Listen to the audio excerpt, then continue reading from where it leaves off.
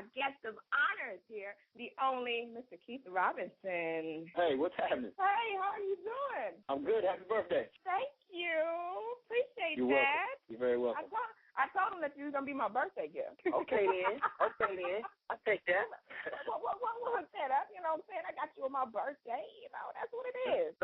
That's what's up. Definitely. Well, Keith, I appreciate you coming through to the show. I know you're a busy, busy man. Hey, yeah, I'm on set right now, yeah. Yeah, you're on set with the movie. But, Keith, you know, everybody knows you from a lot of your film works, a lot of your TV projects that you've done and been involved in, but very few people know that you've kind of delved into music now. Well, it's not really now. I mean, I was a musician before I was an actor, actually. I had a deal. That's why I moved to Hollywood. I mean, I've been a singer all my life. This is the first full-length project that I'm actually putting out, but I've put out songs throughout my career in various projects, various movies I was involved in, and kind of have always, you know, music has always been the first love. So I think it's just kind of a reintroduction to the world, kind of letting them know who I am, how I even got to Hollywood. I wanted to touch on a little bit about the record deal that you actually did with Motown back in the day. How did that come about? Well, I was in a group. We met in college, and we got a deal. And we signed. We were in Atlanta at the time. Atlanta was bubbling with a lot of, you know, new, fresh music energy, and we were one of the new groups on the scene, and we landed a deal. We never actually put out any product. The deal was kind of short-lived, and we got out of the deal, and that's what actually ended up forcing us to move out to L.A. and try to pursue another record deal. Guys, the world-renowned Keith Robinson is still with SBZ. Keith, let everybody know where you from, you know, where you representing. I'm representing GA, bought by way of Kentucky. All right. We'll take it. We will definitely take that. All right, Keith. So with all your film works and television credits, and, you know, be that you said that music was always in kind of the background of everything that you were kind of doing and pursuing, what was the determining factor with you actually pursuing it wholeheartedly right now?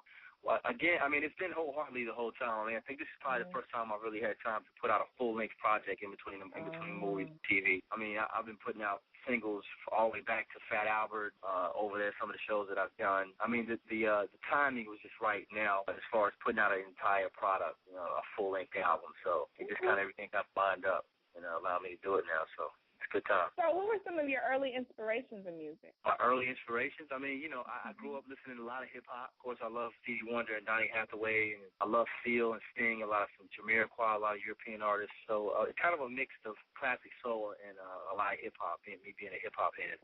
Okay, so everybody's been, you know, checking out the music and everything for the last couple of months and weeks and, you know, posting and reposting and looking up stuff. Now, I saw the video for Hustle.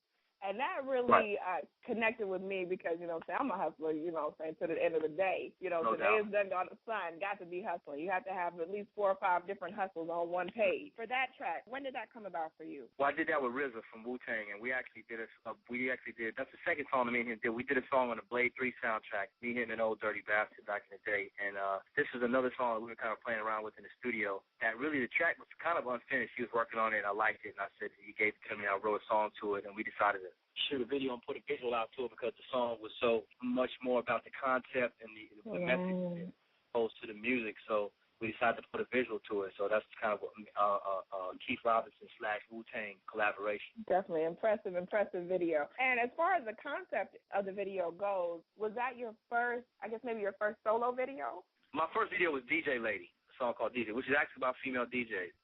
Okay, yeah. That was my second video actually. Hustle. Definitely hot concept. You guys go and check that out on the YouTube. Go and search Keith Robinson Hustle video, and anybody that's in the hustle and the struggle, you know, so they're definitely going to connect with that song in the video. So that is definitely good. But I want to get into, of course, Same Rules. Where did that come about? Same Rules I kind of wrote at the same time we were doing this movie called Dysfunctional Friends. I kind of wrote it in conjunction with the concept of the main character, kind of because he goes from rags to riches, he makes all his money, social networking, and he has this relationship with a woman kind of up and down. They met in college, and she has aspirations of being an actress, and he ends up passing away and leaving his money to help start her career. So this concept of the song was kind of the same rules apply, whether we poor, rich, or we high in the food chain or lowest on the food chain. With the love and the energy, the vibe is always going to be the same. The same rules will still apply. That is caller ending in 1080. You're live with Keith Robinson. Hey, this is Dana. Hey, what's happening, Dana? Hey, not much. Hey, SBZ. Hey, Dana, what's going on, girlie? Hey, I'll say happy birthday, man. Thank you. So sweet. appreciate that. You're welcome. I'm Keith Robinson, and I was wondering which artists are you interested in collaborating with? Which artists? There's a lot of artists out there I would love to collaborate with. I would love to collaborate with I think ultimate producer for me would be Kanye. I would love to do something with him. I'd love to do something with Joe. I'm a big fan of Joe and Anthony Hamilton. I just collabed with David Banner, which is cool. And one day I'm going to try to twist Chris Brown's arm to get in the lab with me. Cool. I appreciate you calling in, Dana. All right. Appreciate you coming through.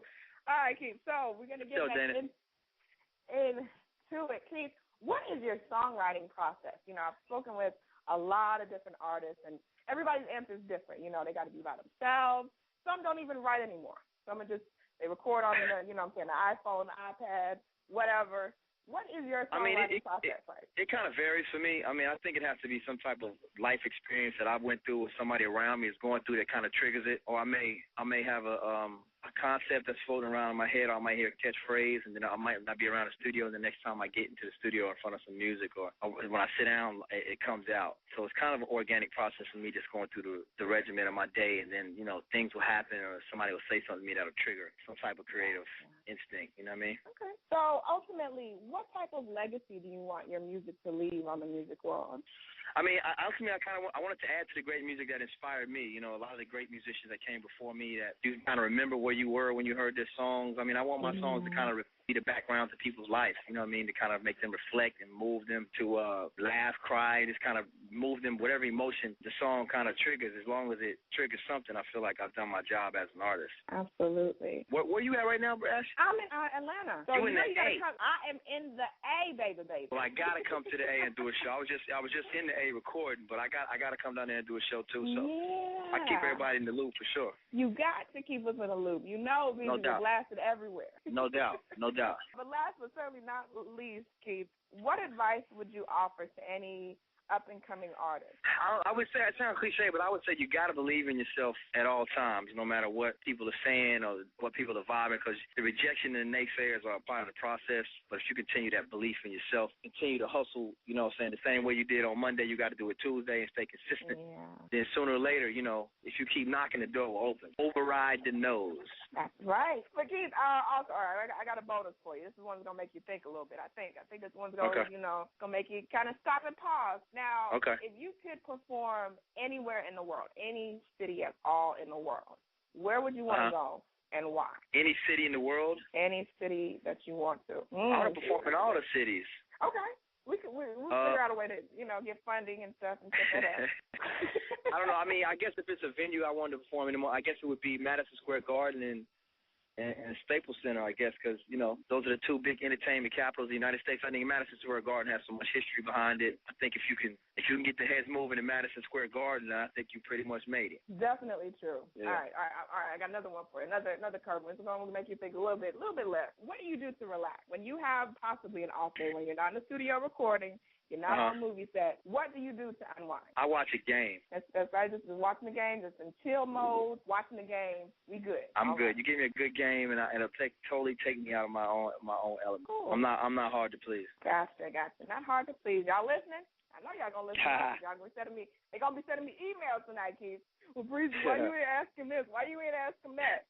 But so, Keith, what are you doing next month, Memorial Weekend? Memorial Weekend? I don't have any plans right now. You need to make your way to the A, because you need to come and help me represent for all my Caribbean masters. You know, I got those Caribbean ties. The Atlanta Carnival is going down Memorial Weekend next month. Really, you know, scantily clad, parading down the street. Breezy will be in the mix, you know, so I'll be incognito. Y'all won't be able to really find me.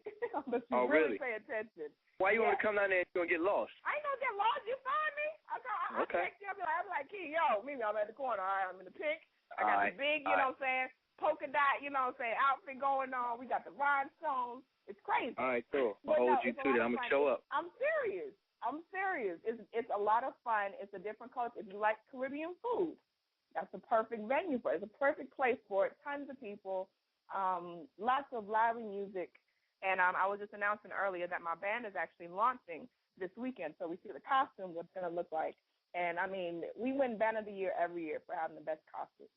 So this will be 6th year in a row. We're going for the title. We're going to take it.